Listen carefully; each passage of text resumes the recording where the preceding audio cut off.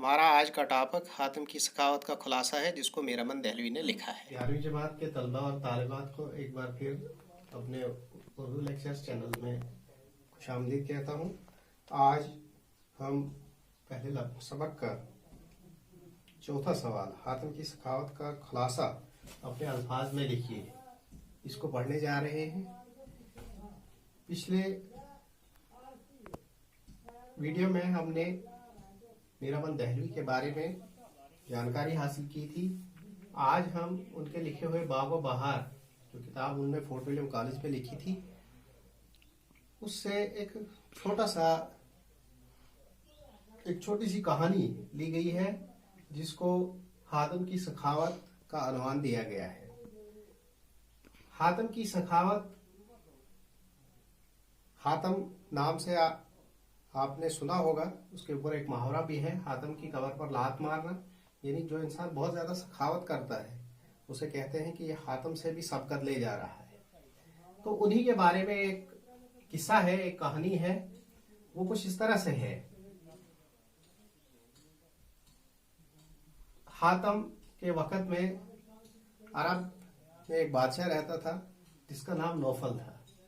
क्योंकि हातिम लोगों की बहुत ज्यादा मदद करता था, बहुत सखी इंसान था, इसलिए वो पूरे उस अपने कबीले के बाहर भी काफी मशहूर हो चुका था।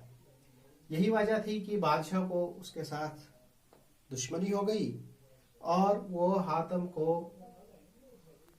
के कबीले पे एक दिन चढ़ दौड़ा।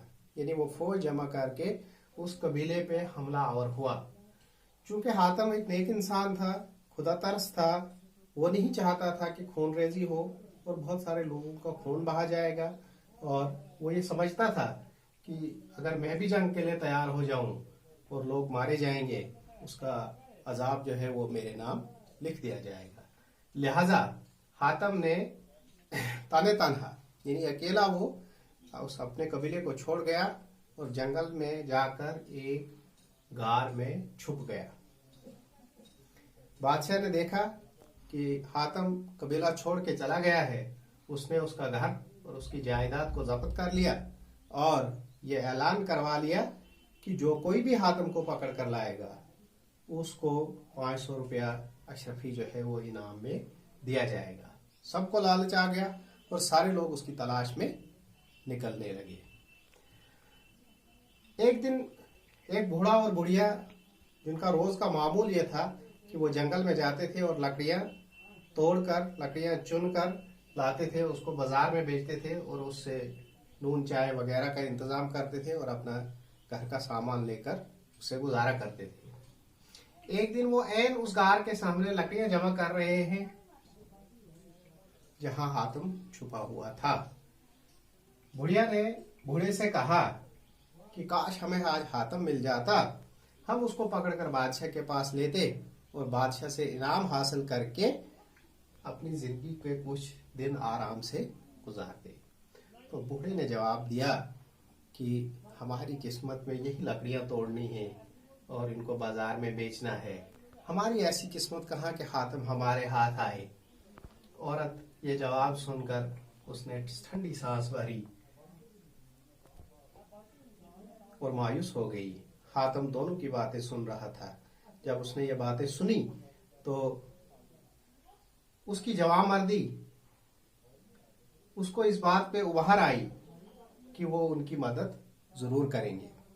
तो यहाँ पर हाल ही का एक शेर भी जो है वो नकल किया गया है, दर्द दिल के वास्ते पैदा किया इंसान को, वरना ताकत के लिए कुछ कम न थे कुरोबियां। यानी इंसान को इंसान की हमदर्दी के लिए पैदा किया गया है।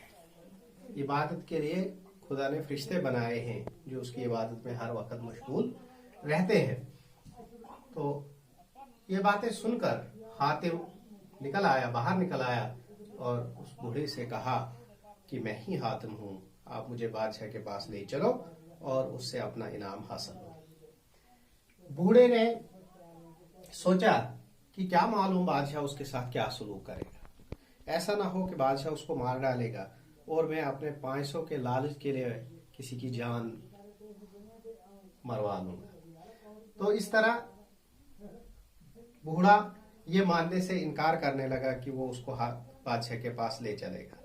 तो हातिम ने कहा कि नहीं, अगर आप ऐसा नहीं करते हैं तो मैं खुद चलकर बादशाह के पास जाता हूँ और उसे कहूँगा कि इस बूढ़े ने मुझे इस गार में छुपा के रखा था। तो इस पर हातिम जो है कहा, बूढ़ा जो है वो चुप हो गया। और इस दौरान उन दोनों की तकरार हो रही थी, उन दोनों की बहस हो रही थी कि वहाँ और भी बहुत सारे लोग जमा हो जाते हैं और वो लोग जो हैं वो पकड़कर हातिम को पकड़ लेते हैं और उसको बादशाह के दरबार में पहुंचा देते हैं। वहां जाकर हर कोई ये दावा करता है कि ये काम उसने किया है, लिहाजा उसको इनाम देना चाहिए। किसी ने कहा कि मैं बड़े दिनों से इसकी तलाश कर रहा था, मुझे ये मिल नहीं रहा था, अब मुझे मिल गया है, बादशाह सलामत, मुझे इसका जो है सिला दिया जाएगा। जब वो सब लोग अपनी अपनी कहानियां कह चुके तो बूढ़ा एक तरफ एक कोने में बैठा रो रहा था कि नहीं मालूम बादशाह अब हातिम के साथ क्या शुरू करेगा।